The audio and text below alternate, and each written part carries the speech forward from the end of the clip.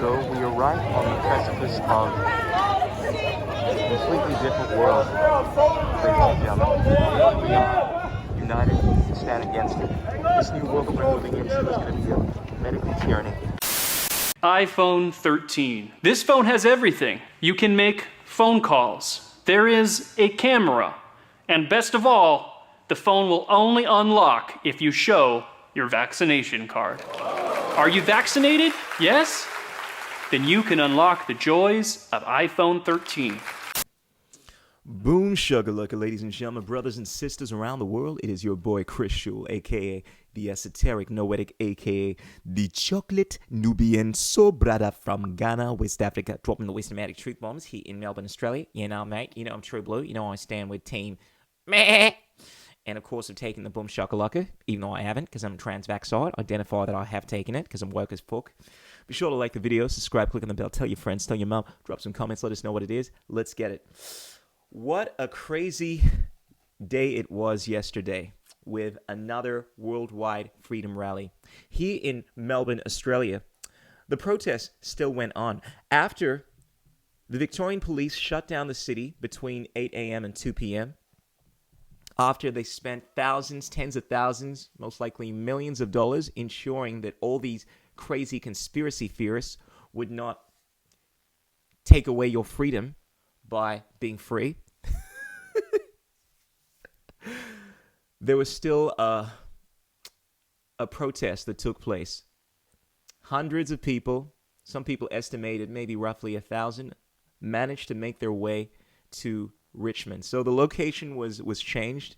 It was initially planned to be on the corner of Latrobe and Elizabeth Street, I think, in the city.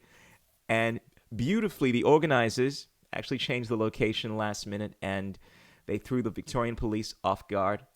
But not long after, thousands of police officers decided to make their way on Bridge Road. It's kind of like still within the city, but a bit further out in Richmond. It's one of the suburbs close to the city. And they flanked the protesters, essentially decided to sandwich them. There was a scuffle. What's interesting is that despite all the efforts that were made by the Victorian police to ensure that this protest did not take place, it still took place. Now, granted, there would have been a lot more people turning up, and the numbers were nowhere near what they were like in the last protest, the last worldwide Rally for Freedom protest. But there still were some pretty good numbers, and I would say this was very much a win for the protesters because they managed to pull it off, managed to show the public that fundamentally they will not bow down to these unlawful mandates that are being implied. And a lot of people, no doubt, are getting very frustrated at these protesters. Shame on the protesters, by the way. I don't support what you did. Shame on you. But one, I think it inspires people knowing that there are people out there that are not willing to stand down and go ahead with these mandates. It inspires people knowing that regardless of how dark things get, there are some people that will not let their light flicker out. And two, it also shows that there are a lot of people that are not going along with this. Now, granted, there weren't that many people in comparison that turned up to this rally. The fact that still numbers were significant, even though the Victorian police took upon itself to restrict movement within the city, they barricaded the city, it still wasn't that difficult to get through. I mean, I got in there. But of course, I only got in because I had some very important work to do. I was doing some delivery work, and I just happened to catch footage of these unbelievably careless protesters putting everyone at risk. Shame on the protesters, by the way. But this is where we're at. We're at a society where essentially the government is taking it upon itself to restrict our movement, our unalienable rights to protest, something that is sanctioned within the Human Rights Charter, Article 21, freedom of movement. But these people are blatantly disregarding your rights, blatantly making up laws and then saying that it's just the way things are. It's Rona times. And so many people are lapping all this up and saying, look, mate, yeah, you got to do it. It's the law. It's the law. Yeah, like following the law has never gotten people in trouble. the laws of history were some of the most tyrannical laws that we've ever seen. And the current system, the current time we're in is no different. We're seeing laws now that are making some of the past laws seem quite light in comparison.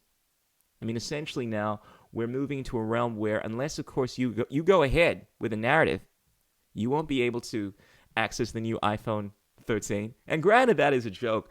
It does seem like that's what we're moving into. There have already been settings that have been put on a lot of these phones to track your access. I mean, unless, of course, you're clever enough to try to figure out how to disable this stuff, they're just default. And it wouldn't surprise me if they start making it default now to show your boom shakalaka status in order to use these phones. This is where we're moving. It doesn't take a soothsayer to see that the society of the future is going to be a society where you need to show your status in order to go to the toilet, to use a public facility like a toilet, to leave your home, definitely to leave the country, to leave the state. This is what we're seeing implemented, right? And a lot of people, understandably, are not on board with this, and rightfully so. This is why they're showing their disagreement the only way that they can at the moment, through protests. Because I know a lot of people are saying, what is the point of these protests? They're only making the situation worse. They're not achieving anything. But equally, you can make the argument, what is the point of the police restricting these protests? I mean, fundamentally, they're people that are always going to show up. Anytime you try to limit people's freedom, people will resist. I mean, the human inclination is to be free. And this is something that is going to continue to go on, this battle. But anyway, ladies and gentlemen, there are some people that have been saying that these protests do not work, and the only thing that is going to work is outright war. Now, personally, whereas I believe it's people's right to defend themselves any means necessary when their rights are being violated,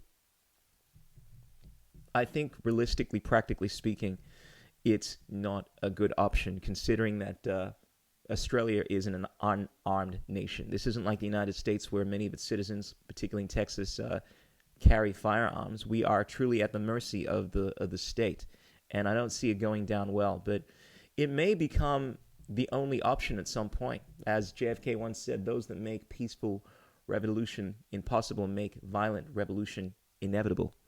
And of course, I believe in peaceful negotiations, but I am definitely not someone that is ruling out force if it comes to that, because we're dealing with essentially a corrupt system that is willing to continue pushing you to the edge of the cliff until you have no other option but to either jump, sacrificing that which you are, your freedom, your ability to be human, or to actually fight for your freedom.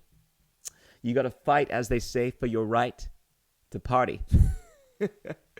Oh, but in other news, what's really interesting is the new Matrix movie is coming out, and ironically, you need to be boom shakalakad in order to see it. But ladies and gentlemen, be sure to keep it real. Peace out. Don't drive and text. And remember that there are more and more people waking up every day. Obviously, the media is doing everything within its power right now to shut down dissent, because the optics would look bad. Can you imagine what would happen if there were thousands and thousands of people that appeared at the Worldwide Rally yesterday? How bad this would look for the mainstream media. Clearly, it would make sense that they're doing everything in their power to create a narrative that there are only a small amount of people that are not in line with what the government is doing, because this is all about optics. It's all about support. Even tyrants need to create the narrative that the people are on their side, because once it is established that the majority of people are not on their side, then it becomes more difficult to uphold this illusion, this Maya. And that's what the Matrix was all about, ladies and gentlemen, the illusionary world, that this thing that we are seeing, our perception, is not what it is. And we must awaken to the truth if we are truly going to bring about our freedom. Ladies and gentlemen, freaks and geeks, peace out, keep it real. Be sure to check out the group, The Crystal Journey. Check us out on iTunes, on Spotify. You know what it is. Tell your mom, tell your friends. And remember that there are more and more people waking up every day. Surya Namaskara, Namaste. Kisses, hugs, belly rubs. Illuminate your minds with wisdom, strengthen your will with love. Purge all negative thought patterns from your existence. And remember, there are 3 things that cannot remain hidden for long. The sun, the moon, and the wisdomatic truth bombs of the chocolate Nubian soul brother. Ow!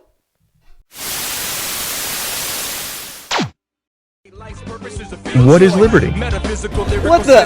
Who says you can't build muscle on a vegan diet? What's it like being a hottie in the vegan community? There are no political solutions, only technological ones. The economics of the system don't allow multiple competing systems to survive. Engineering, technology, these arts of humanity, they are magic.